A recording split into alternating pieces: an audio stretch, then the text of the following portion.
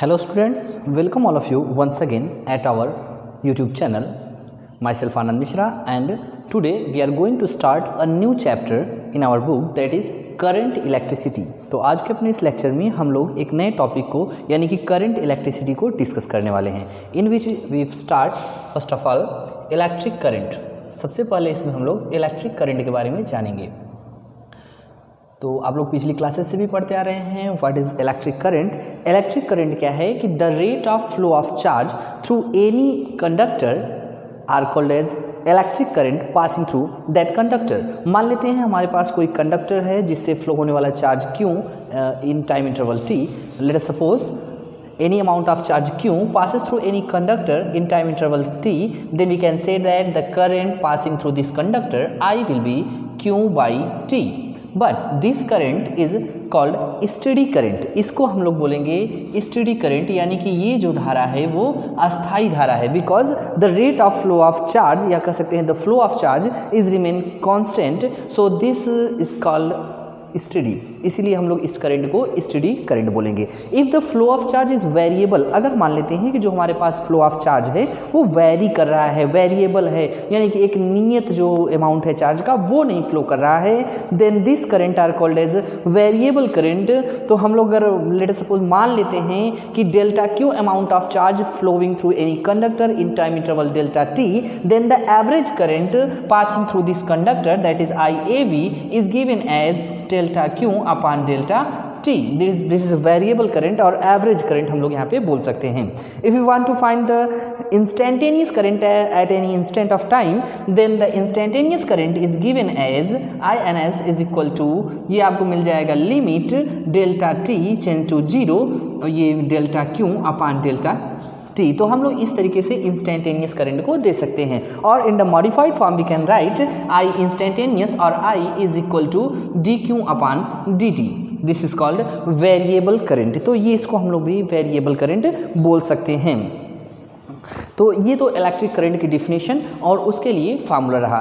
There are some important facts related with the electric current here given as. तो हम लोग यहाँ पर इसके बारे में कुछ इंपॉर्टेंट फैक्ट्स या इंपॉर्टेंट नोट्स के बारे में बात करने जा रहे हैं। Important facts related with the current या इलेक्ट्रिक करंट के बारे में। तो सबसे पहले हम लोग इसकी यूनिट की बात कर लेते हैं। इसके यूनिट पे हम लोग देखेंगे। अगर हम यूनिट की बात करें तो इन MKS सिस्टम, अगर MKS सिस्टम या SI सिस्टम में यूनिट बात करें तो चार्ज का यूनिट कूलम और टाइम का unit second. So its unit is coulomb per second, coulomb per second, या इसको हम लोग एम्पियर भी बोलते हैं। तो इसकी जो यूनिट होती है वो कूलम पर सेकेंड या एम्पियर बोली जा सकती है MKS सिस्टम में। अगर हम CGS सिस्टम की बात कर लें, यहाँ पे अगर आप बात करें CGS सिस्टम में, तो CGS सिस्टम में जो इसकी यूनिट होती है वो होती है स्टेट एम्पियर। इसकी जो यूनिट हम लोग यूज़ करेंगे वो स्टेट एम्पियर होगी। और जो रिलेशन होता है कि 1 ampere is equal to 3 × 10⁹ stat ampere. हम लोग कह सकते हैं कि जो 1 एम्पियर होता है वो 3 × 10⁹ स्टेट एम्पियर होता है। इसके अलावा इसका इलेक्ट्रोमैग्नेटिक यूनिट भी होता है। तो ये तो हम लोग इलेक्ट्रोस्टैटिक यूनिट बोल सकते हैं या CGS सिस्टम में यूनिट इसकी बोल सकते हैं। इसके अलावा इसका EMU यानी कि इलेक्ट्रोमैग्नेटिक यूनिट भी होता है, जिसको हम लोग एब एम्पियर के नाम से जानते हैं। तो एब एम्पियर में यहाँ पे अगर रिलेशन चलना चाहें तो 1 एम्पियर इज इक्वल टू 1/10 एब एम्पियर हम लोग इस तरीके से भी बोल सकते हैं। तो ये तो इसके यूनिट्स की बात रही। अब अगर हम यहाँ पे डायमेंशन फार्मूले की बात कर लें तो डायमेंशन फार्मूला यहाँ पे आप जानते हैं कि क्यों का यहाँ पे हम लोग डायमेंशन फार्मूला 8 यूज यहाँ पे since this is the fundamental quantity. यहाँ पे आप नेक्स्ट फैक्ट इसका देख सकते हैं कि it is a fundamental quantity. यह एक मूल राशि है, so it's dimension formula already A। तो हम लोग कह सकते हैं कि इसका डायमेंशन फार्मूला भी जो होगा वो A ही होगा। और आप यहाँ पे इसको भी बता सकते हैं कि ये फंडामेंटल क्वांटिटी है, यह एक फंडामेंटल क्वांटिटी है। आप जानते हैं कि there are 7 fundamental quantity in which the electric current is 1, जिसमें से इलेक्ट्रिक करंट भी आपका एक फंडामेंटल क्वांटिटी है। Now the next important fact about the electric current is that it is a scalar quantity although it has direction. देखिए actually जो electric current है इसमें डायरेक्शन होता है। लेट अस सपोज मान लेते हैं कि हमारे पास 2 ampere and this is the 3 ampere of current meeted at point P। मान लेते हैं कि पॉइंट P पे आ रहा है, तो इससे जो पास आउट होने वाला करंट होगा ये 5 एम्पियर का करंट होगा। तो electric current have both the magnitude and direction as well as unit. But it is a scalar quantity. तो although it have direction but it is a scalar quantity, तो भले ही इसमें direction है लेकिन ये स्केलर क्वांटिटी है। और आप बता सकते हैं कि ये स्केलर क्यों है, क्योंकि ये फॉलो करता है, ये फॉलो करेगा किसको, अलजेब्रिक लॉ को ये फॉलो करता है। तो ये अलजेब्रिक लॉ को फॉलो करता है, इसलिए यह जो है वह स्केलर क्वांटिटी है, अलजेब्रिक लॉ। तो यहाँ पे नेक्स्ट जो बात आती है वो आती है डायरेक्शन ऑफ करंट को लेकर के, कि what is the direction of current, यानी कि करंट का डायरेक्शन क्या होगा। तो सबसे पहले हम लोग यहाँ पे देख लेते हैं कि द डायरेक्शन ऑफ करंट, यहाँ पे डायरेक्शन ऑफ करंट। तो कुछ लोगों के दिमाग में आ रहा होगा कि सर ये स्केलर क्वांटिटी है बट डायरेक्शन है, तो बता दिए कि देयर आर मेनी एक्सेप्शंस, जिसमें से इलेक्ट्रिक करंट भी एक एक्सेप्शन है कि इसमें डायरेक्शन होने के बावजूद यह स्केलर क्वांटिटी होता है, क्योंकि ये अलजेब्रिक लॉ को फॉलो करता है, ये वेक्टर लॉ को फॉलो नहीं करता है, इसलिए यह स्केलर क्वांटिटी है। अब इसमें डायरेक्शन होता है तो इसका डायरेक्शन किधर होता है, हम लोग इसी पे डिस्कस करने वाले हैं। The direction of electric current is always in the direction of electric field, या एक्सटर्नल इलेक्ट्रिक फील्ड आप बोल सकते हैं, या अगर आप लोग ऐसे नहीं समझ रहे हैं तो हम लोग ऐसे कह सकते हैं कि the direction of electric current is in the direction of flow of positive charge और in the opposite direction of flow of electron या नेगेटिव चार्ज। तो हम लोग कह सकते हैं कि जो करंट का डायरेक्शन होता है ये पॉजिटिव चार्ज के फ्लो करने के डायरेक्शन में होता है, यानी कि जो करंट रहेगा वो जिधर चार्ज फ्लो कर रहा है उधर रहेगा। या फिर अगर ये नेगेटिव चार्ज है तो जो इलेक्ट्रिक करंट का डायरेक्शन होता है वो नेगेटिव चार्ज या इलेक्ट्रॉन के फ्लो होने के अपोजिट डायरेक्शन में होता है करंट। तो इससे आप लोग याद रखेंगे कि जो करंट का डायरेक्शन है वो हमेशा इलेक्ट्रॉन के फ्लो होने के अपोजिट डायरेक्शन में और पॉजिटिव चार्ज के फ्लो होने के डायरेक्शन में होता है। नाउ मान लेते हैं कि let's suppose I plus is the current due to positive charge or positive ion and I negative is the current due to negative ion और इलेक्ट्रॉन। मान लेते हैं कि हमारे पास दो करंट है I प्लस, हम लोग मान लेते हैं पॉजिटिव चार्ज करंट जो करंट फ्लो होने वाला है वो है I प्लस, और नेगेटिव चार्ज करंट जो फ्लो होगा वो करंट है I माइनस। तो नेट करंट कितनी फ्लो होगी किसी भी क्रॉस सेक्शन से या किसी भी कंडक्टर से, हम लोग उसको ही कैलकुलेट करने वाले हैं। तो दो कंडीशंस यहाँ पे हैं। नंबर फर्स्ट हम लोग देख लेते हैं कि if both charges are moving in the same direction, अगर मान लेते हैं किसी कंडक्टर से ये दोनों चार्जेस जो हैं, मतलब कि जो करंट हैं एक ही डायरेक्शन में फ्लो कर रही हैं, मतलब I प्लस और ये I माइनस। आप यहाँ पे ऐसे कर सकते हैं कि जो पॉजिटिव और नेगेटिव चार्जेस हैं अगर वो एक ही डायरेक्शन में फ्लो कर रहे हैं, पॉजिटिव चार्ज और नेगेटिव चार्ज अगर वो एक ही डायरेक्शन में फ्लो कर रहे हैं, यानी कि इलेक्ट्रॉन हम ले सकते हैं नेगेटिव चार्ज की जगह। तो अगर दोनों चार्जेस एक ही डायरेक्शन में फ्लो कर रहे हैं तो पॉजिटिव चार्ज करंट जो करंट है वो I प्लस है और नेगेटिव चार्ज करंट जो करंट है वो I माइनस है। तो नेट करंट इससे कितना फ्लास करेगा, तो देखिए अगर दोनों एक ही डायरेक्शन में जा रहे हैं तो पॉजिटिव चार्ज करंट जो करंट की डायरेक्शन होगी वो पॉजिटिव चार्ज की डायरेक्शन में, बट नेगेटिव चार्ज करंट जो डायरेक्शन होगी वो इसके अपोजिट डायरेक्शन में होगी। सो जो नेट करंट I मिलेगा आपको वो I plus minus I minus होगा, यानी कि दोनों की डायरेक्शन अपोजिट है तो I प्लस में से I माइनस घटा देंगे, या आप इसके अपोजिट भी यूज कर सकते हैं, यानी कि I minus minus I plus. तो आप लोग इसको देख रहे हैं कि जो अमाउंट ज़्यादा होगा, अगर I प्लस मतलब कि पॉजिटिव चार्ज करंट ज़्यादा है तो I प्लस में से I माइनस हम लोग घटा देंगे, और अगर माइनस चार्ज करंट ज़्यादा है तो हम लोग I माइनस में से I प्लस को घटाएंगे। ये डिपेंड करेगा कि इसका मैग्नीट्यूड आपका ज़्यादा है यहाँ पे। चलिए बी वाली केस पे डिस्कस कर लेते हैं कि अगर दोनों चार्जेस जो हैं, मान लीजिए कोई क्रॉस सेक्शन है जहाँ से पॉजिटिव और नेगेटिव चार्ज जो हैं वो सेम डायरेक्शन में ना मूव करके, नेगेटिव अगर इसके अपोजिट मूव कर रहा हो, मतलब पॉजिटिव इधर जा रहा हो नेगेटिव इधर, या दोनों अपोजिट डायरेक्शन में मूव कर रहे हो, तो अगर देखिए नेगेटिव चार्ज इधर जा रहा है तो इसका मतलब कि जो करंट होगा इसके कारण वो पॉजिटिव चार्ज के फ्लो होने के डायरेक्शन में होगा, और पॉजिटिव करंट जो करंट होगा वो तो इस डायरेक्शन में होगा ही। तो जो नेट करंट मिलेगा I वो I plus plus I minus, मतलब दोनों के कारण जो करंट होगा वो उनके सम के इक्वल मिलेगा आपको। तो यहाँ पे कुछ बातें आपको निकल करके आई कि the direction of electric current is always in the direction of flow of positive charge और in the opposite direction of flow of negative charge, and if I plus is the current due to flow of positive charge and I minus is the current due to flow of negative charge, then there are two possibilities. First is that when the both charges are moving in the same direction, then the net current is calculated by subtracting one from other, and which have the greater magnitude is first use.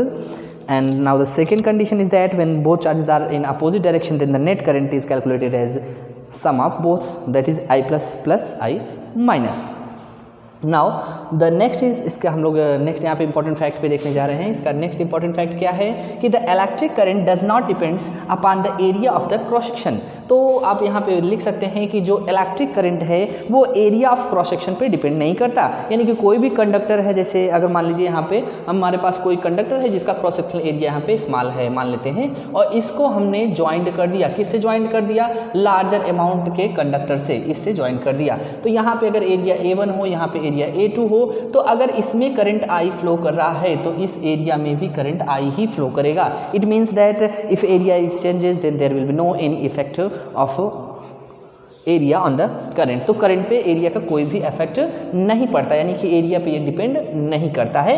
तो अगर ये area पे depend नहीं करता है यहाँ पे, तो हम लोग इसको बोल सकते हैं कि ये माइक्रोस्कोपिक, यहाँ माइक्रोस्कोपिक प्रॉपर्टी है, ये माइक्रोस्कोपिक प्रॉपर्टी है किसी भी कंडक्टर के लिए। तो किसी भी कंडक्टर के लिए इसको हम लोग माइक्रोस्कोपिक प्रॉपर्टी से डील करेंगे।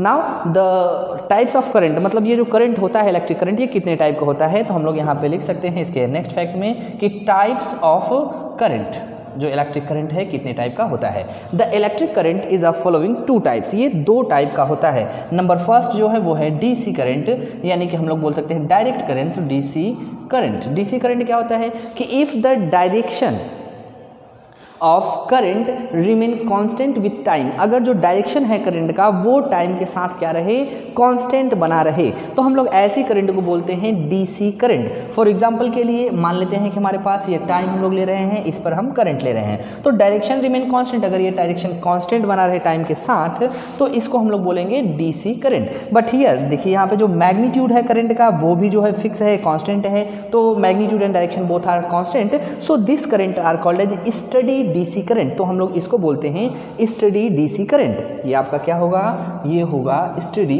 DC current. तो ये स्टडी डीसी करंट है। नाउ अगर जो आपका ये डीसी करंट है ये वेरी करता हो, मतलब इसका डायरेक्शन तो कांस्टेंट हो लेकिन इसका जो मैग्नीट्यूड हो वो वेरी करे, मतलब कि कुछ इस तरीके से, तो अगर मान लीजिए इस तरीके से वेरी कर रहा है करंट डीसी, तो इसको हम लोग बोलेंगे कि variable DC current, and this is called study DC current. Now the another type of current is AC current. यहाँ पे जो दूसरे टाइप का करंट हम लोग देखने जा रहे हैं वो है एसी करंट। एसी करंट क्या है, if the magnitude and direction both of the current are changes with time, अगर आपका जो मैग्नीट्यूड है और करंट ये डायरेक्शन है करंट का, दोनों जो है कंटिन्यू चेंज करें टाइम के साथ में।